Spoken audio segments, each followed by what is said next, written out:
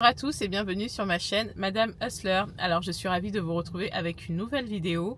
Alors dans cette vidéo je vais vous partager quelques conseils. Je vais vous partager 5 conseils pour une femme qui souhaite se lancer dans le business, qui souhaite faire des affaires, etc. C'est des conseils que j'aurais aimé avoir, c'est des choses que j'aurais aimé savoir. Donc j'espère vraiment que ça t'édifiera, j'espère vraiment que ça t'encouragera. Et voilà. Ah oui, par ailleurs, je sors du salon de coiffure, donc c'est normal que j'ai mes lunettes de soleil, je suis super fatiguée. Le premier conseil que je vais te donner quand tu veux faire des affaires, c'est d'être équilibré. Tu sais, tu peux tout être. La société aura tendance à te dire que oui, une femme d'affaires, elle peut pas être mère, etc. Une mère, elle doit s'occuper de ses enfants. Non. Moi, je peux te dire que tu peux tout être. Tu peux être une mère, tu peux être une épouse, tu peux être une femme d'affaires. Tout ce que tu veux être par la grâce de Dieu, tu peux le devenir. Ne te mets pas des barrières, ne te mets pas des étiquettes, ne reste pas à une place à laquelle on veut te mettre, en fait. Tu vois, c'est important. Sois la personne que Dieu a décidé que tu sois. Ne sois pas la personne que le monde veut que tu sois. Non, sois la personne que Dieu a décidé que tu sois.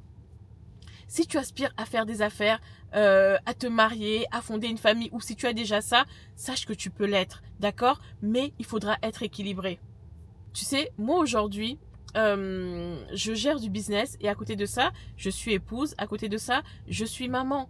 Mais je comprends que je peux pas tout faire. Je peux pas être à 70% dans mes business et délaisser mon foyer. C'est pas possible, tu vois, parce que il faut aussi avoir des priorités. Moi, j'ai choisi mes priorités. J'ai choisi que ma priorité serait mes enfants, serait mon mari.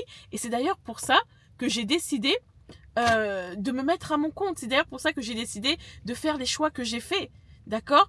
Toute ma vie, bon, on va dire, je suis pas très vieille, mais la moitié de ma vie, j'ai commencé à travailler très jeune. Et comme j'ai toujours dit, je détestais le salariat parce que j'avais un travail qui était très prenant. Parfois, je rentrais chez moi, il était 21 heures et je voyais même pas mes enfants dormir. Je pouvais même pas les mettre au lit le lendemain. Je commençais tôt, donc je ne voyais pas mes enfants. Tu sais, je n'ai jamais aimé le salariat parce qu'en fait, pour moi, le salariat m'empêchait d'être libre. Le salariat m'empêchait d'être libre et moi j'ai toujours voulu être libre. Mais je savais que, encore une fois, ça demandait des sacrifices. Je savais que si je voulais profiter de mes enfants, il fallait que j'ai un temps de travail. Aujourd'hui, grâce à Dieu, je suis à mon compte et ça me permet de profiter de mes enfants. Je peux travailler en fonction de l'activité 2 jours par semaine, 3 jours par semaine et je profite pleinement de mes enfants. Ne négligez pas l'équilibre. Soyez des femmes équilibrées. D'accord? C'est important l'équilibre dans les affaires. Parce que sache que demain, si tes affaires ne marchent pas, tu auras toujours un socle pour te relever. Mais si tu te dis que oui, moi je vois plus mes amis, je vois plus ma famille, etc., tu seras déséquilibré. C'est vrai qu'il y a un temps qui te demandera d'être très focalisé, très concentré, un temps, mais pas en continu. D'accord? Et même cette histoire de réussir, on ne réussit pas seul. Certaines personnes vont dire que oui, moi je suis née au monde, je suis venue au monde seule, je vais mourir seule. C'est pas vrai. Ça, c'est des raisonnements de femmes qui sont blessées. Quand tu es venu au monde, tu es sorti d'une femme et tu n'es pas venu au monde seul. C'est pas vrai. Il y avait même déjà un médecin qui t'a appris, qui t'a aidé à sortir. Quand tu es sorti, il y a une sage-femme qui t'a pris dans les bras, donc tu n'es pas venu, tu n'es pas né seul. C'est pas vrai. Ça, c'est des mauvais raisonnements. On a toujours besoin d'avoir des gens autour de nous pour nous aider quand tu tombes, pour te relever. Donc, ne te dis pas que oui, business, je fais tout seul, etc. Non, tu auras besoin d'aide et c'est normal. Et ça, on revient à mon deuxième point. Tu veux toujours tout gérer seul. Tu veux toujours gérer seul. Alors, il y a une femme qui me dira, oui, mais moi, je gère tout toute seule parce que je n'ai personne. Moi, je suis croyante, d'accord? Moi, je suis croyante et je crois que quand tu as Dieu avec toi, tu n'es jamais seul. Même si tu n'as pas de mari, même si tu n'as pas de frère, même si tu n'as pas de sœur, même si parfois tu te sens vraiment dans une situation où tu es seul, où tu as l'impression que tu n'y arriveras pas parce que tu n'as pas d'appui, j'aimerais juste te dire aujourd'hui, en tout cas moi, c'est ma croyance à titre personnel, que tu ne seras jamais seul. Parce que Dieu t'a créé et de la même manière que Dieu t'a créé, il sera toujours avec toi. Je t'assure, il y a des moments dans ma vie où je me suis sentie seule, tu vois, comme toi. Pourtant, il y avait des gens autour de moi, mais je me sentais seule.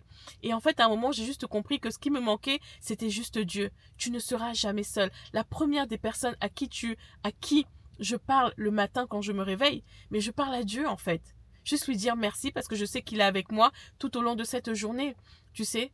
Donc, tu ne seras jamais seul. Apprends, au-delà de l'aspect spirituel, apprends Apprends à t'entourer. Si tu fais un business, par exemple, là, moi, je suis en train de filmer.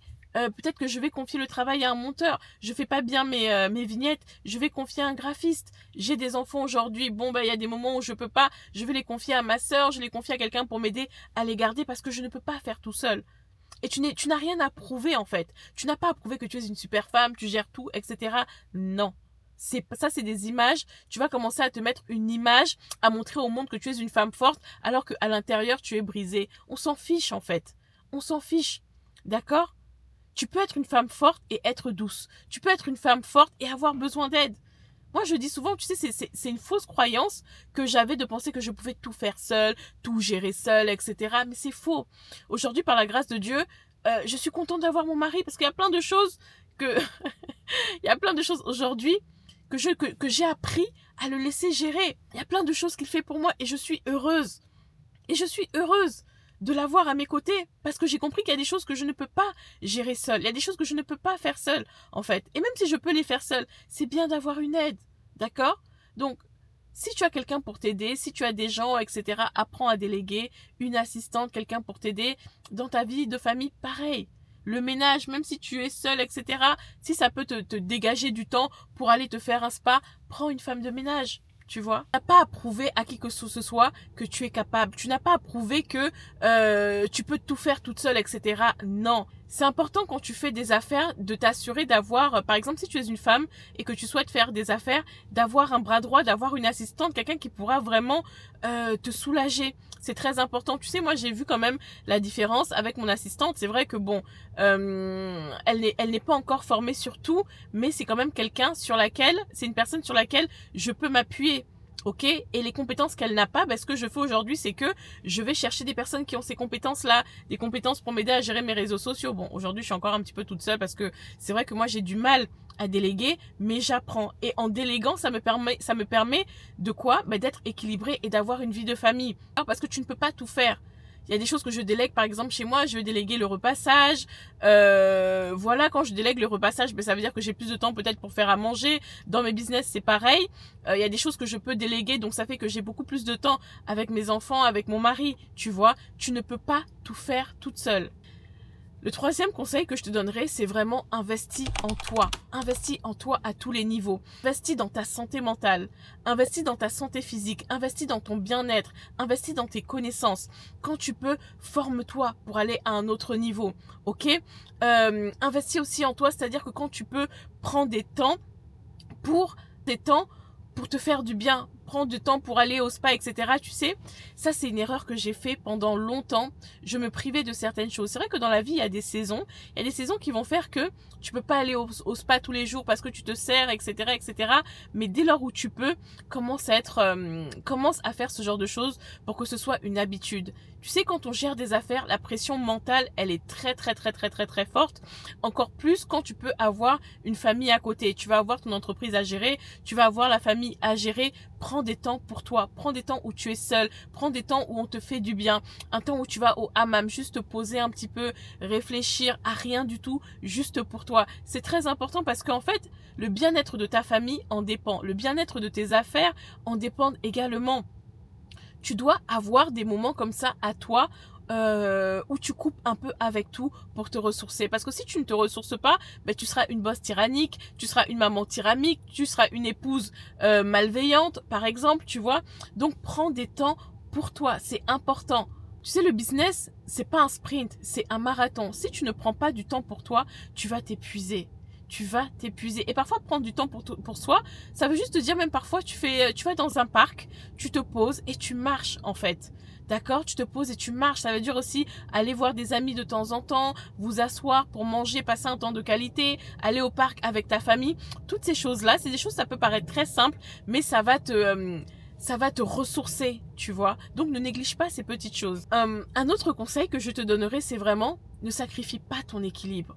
Tu as besoin d'être équilibré. Des femmes dire que oui, le travail c'est mon mari, mon travail c'est mon mari, etc. Au moins il ne me décevra jamais. Faut faire très très très attention à ce genre de pensée. Faut faire très attention quand vous mettez le travail trop haut dans votre vie parce que parfois sans le savoir, sans le vouloir, le travail va prendre la place de quelqu'un. Je vous promets les filles, c'est très subtil mais faites attention. Un travail ne peut pas remplacer un homme. Un travail ne peut pas remplacer l'amour. Tu peux travailler, te donner à fond, mais chaque être humain a besoin d'amour. On a besoin de l'amour de Dieu. On a besoin d'être avec une personne aussi, parce que même quand tu fais des affaires, tu auras besoin d'avoir une personne parfois pour être à tes côtés, pour te challenger, pour te relever, tu vois. Donc quand tu commences à te dire que oui, mon mari c'est mon travail, tu es en train de te mettre une forteresse qui sera compliquée à déconstruire par la suite. Tu vois, fais attention. Sois équilibré. Il y a un temps pour tout. Il y a un temps pour toi. Il y a un temps pour la famille. Il y a un temps pour Dieu. Il y a un temps pour tout. En fait, bon, non, pour Dieu, c'est le temps tout le temps. Mais il y a un temps pour tout. Il faut être équilibré. Plus tu es équilibré et plus les choses marcheront pour toi. Plus tu es équilibré et mieux tu iras en fait. Après, je suis consciente, tu sais, quand tu fais du business, c'est vrai qu'il y a des périodes qui sont fortes. Il y a des périodes où tu devras vraiment être à 100%, où tu devras travailler dur. Mais ces périodes-là ne doivent pas être trop longues. D'accord? Si tu as un événement, si tu as un lancement, si tu fais quelque chose et que tu as besoin d'être à 100%, que ça ne dure pas trop longtemps. Il faut apprendre à dormir. Il faut apprendre à se reposer. Il faut apprendre à respirer. C'est important. Même moi j'ai été comme ça. Je travaille, je m'arrête pas. Et je me suis rendu compte qu'à un moment, je commençais à avoir des pertes de mémoire. Je commençais à avoir mal à la tête, surtout quand les enfants sont arrivés. C'était encore pire. Et en fait, j'ai compris que non, j'ai besoin de me reposer, j'ai besoin de dormir. Et moi, je peux te dire que je suis quelqu'un, aujourd'hui, j'ai une fille qui a quelques mois, elle ne fait pas ses nuits. Et je ressens encore plus ce besoin de dormir. J'ai besoin de dormir. Parfois, moi, je me couche à 22 h, je me réveille à 5 h du matin pour la prière. Bien évidemment, entre-temps, j'ai eu des réveils un peu coupés, mais j'ai ce besoin-là de m'arrêter. Je veux plus être une machine, je n'aspire plus à ça. Parce que si aujourd'hui je suis une machine, arrivera un certain âge où pour mes enfants, pour mon mari, je ne pourrai pas tenir, en fait. Tu vois? Et c'est ça qu'il faut voir. Et même dans ta manière de gérer tes business, tu dois avoir la vision.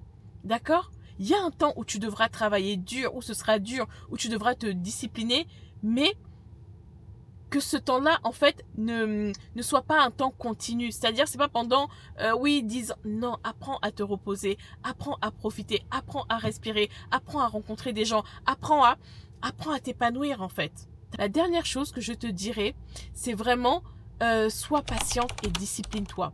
Tu sais, quand tu commences dans les affaires, c'est pas directement tu vas commencer et directement tu vas réussir. Moi, à plusieurs reprises, j'ai donné mon témoignage et j'ai dit que j'ai échoué un bon nombre de fois. J'ai énormément échoué. J'ai beaucoup échoué. Mais dans mon échec, ça m'a appris à patienter. J'ai appris à patienter. J'ai appris à ne pas lâcher. J'ai appris à me discipliner.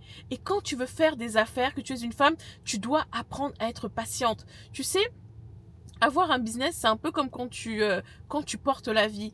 Quand tu portes la vie, au début, tu es très fatigué. Les 3 premiers mois, tu es très fatigué et t'en peux plus. Mais tu vas pas accoucher au bout de 3 mois. Parce que si tu accouches au bout de 3 mois, ton enfant, ton bébé ne sera pas viable. Donc, tu es obligé d'attendre 9 mois. Et parfois, dans les affaires, c'est comme ça. C'est pas directement tu lances un business et directement ça prend, etc., etc. Et c'est une erreur que font beaucoup de personnes qui abandonnent. Tu commences à faire quelque chose, tu abandonnes parce que ça n'a pas marché. Tu commences les réseaux sociaux, tu as 4 abonnés, c'est pas assez, tu abandonnes. Apprends à être patiente. En fait, la patience, c'est une vertu que tu dois apprendre à développer dans les affaires. D'accord? Tu sais, j'aime bien l'exemple des arbres. Tu peux te dire aujourd'hui que, ok, moi je lance un business, ce business-là, ce sera un peu comme un plant de tomates. Je le plante, il arrive très très vite. Mais tu peux aussi te dire que mon business, ce sera comme un manguier. Je le plante, il va mettre du temps à pousser, mais il va tenir. Donc, il faut que tu te demandes qu'est-ce que je veux aujourd'hui dans mon business. Est-ce que j'ai envie d'être un plant de tomates? À peine on m'a secoué, à peine il n'y a plus rien, même si j'ai vite mangé du fruit. Ou alors, je veux être un manguier. C'est vrai que ça prend du temps, mais ce sera durable. Parce qu'un manguier, tu peux pas le pousser et il tombe. Non, un manguier, c'est un arbre, il est solide. Il a pris le temps de mettre des racines. Il a pris le temps de pousser et son fruit est bon. Mais tu peux aussi décider d'avoir une entreprise qui est un plant de tomates. Donc ça veut dire que ça pousse vite, tu as du fruit, mais quand on te pousse, il y a tout qui s'écroule. Tu dois faire un choix.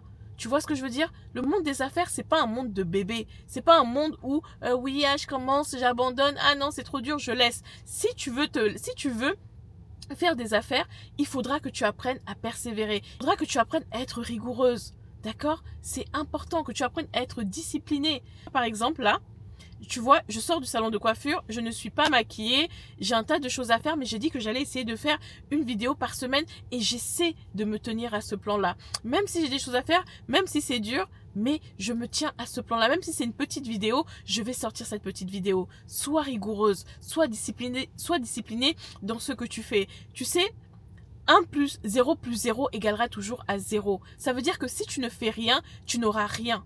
D'accord? Au bout d'un moment, tu devras commencer. Même si tes efforts sont petits, tu devras commencer, c'est important.